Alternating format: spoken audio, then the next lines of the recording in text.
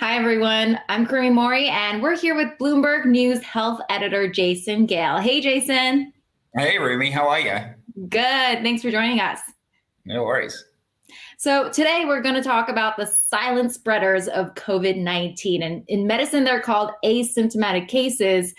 Jason, let's talk about that. That means if a patient is a carrier for a disease or infection, but experiences no symptoms, right? Is that right? Yeah, so the whole asymptomatic thing needs a bit of unpacking because some people truly never display any symptoms. Some people are without symptoms when they get tested, but go on to develop symptoms later on. Some people have very mild symptoms, and they may not know that what they have is actually a symptom. And other people have what we call atypical presentation. So what is going on with them doesn't really look like COVID-19, at least under the usual definitions of what a COVID-19 patient has, which is typically things like fever, a dry cough, shortness of breath, things like that. But we now know that many people who have the disease have unusual symptoms like diarrhea, or they suddenly lose their sense of smell and taste. So sometimes all of these people can be lumbered under the umbrella of asymptomatic, but we know that it's a little bit more complicated than that. The scary thing about all this, are asymptomatic people spreading the virus to somebody else, and then they could potentially get very sick and be infected with coronavirus? Well, there have been some examples that scientists have pointed to where it seems as though someone who has never had any symptoms has been capable of spreading it to other people. There are just a few examples that we can point to around that. But it does seem that people who are pre-symptomatic, that is, who are incubating the disease but don't yet have full-on fever and cough and things like that, are capable of spreading the disease. And certainly they may be fairly significant drivers of the transmission of the disease.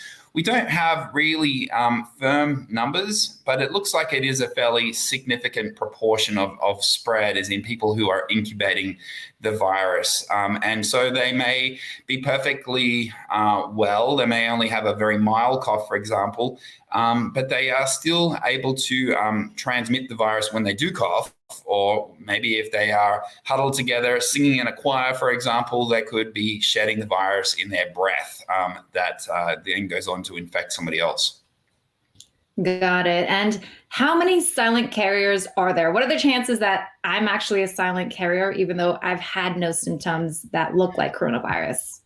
Yeah, so the more we study this virus, the more we do testing for it, broad population-wide testing, like they have done in Iceland, for example, the more we see of instances where people are either pre-symptomatic, that is, they are yet to display the full-on symptoms and are incubating the disease, or are truly asymptomatic. And when we've done broader studies of such people, just randomly testing people or testing populations of people, like, for example, in New York City, they tested all women who were going to deliver babies in a couple of hospitals.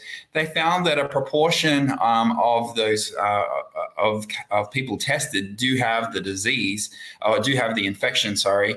And of those, a big chunk, somewhere between 40 and 80% of people who test positive have no symptoms at the time that they are tested. Question then is, what can we do about it? How can we contain these cases that are asymptomatic where we don't see symptoms? Yeah, so it's really more of the same, much, much more. So testing, we need to do a lot more testing to look widely for whether the virus may be present in which people. And when we do see that they are positive, we need to go back and trace all of the people they have been in contact with and test them as well. That's called contact tracing. The other thing that seems to be becoming a bit more clear, or certainly the evidence for it is growing, is wearing of protective barriers over the face. Doesn't necessarily have to be a medical or surgical face mask, but some sort of protective cloth over the nose and throat, nose and mouth, seems to be a good way of both trying to keep in what infected virus particles and droplets might be coming out of an infected person's nose and mouth. But also, if you do not have the infection, it may be helpful in stopping you from inhaling those droplets that do contain the virus particles. Okay, so third thing, sorry, I just remembered a third thing that is really important here is just the social distancing. By keeping everyone at home, safely isolated, not congregating in bars and clubs and sporting venues, things like that seems to be very critical too in preventing any sort of transmission from occurring. So can we go over those 4 now? I think that was 4 total again. Actually, I think it was 3, but it may have sounded like 4. So it's testing.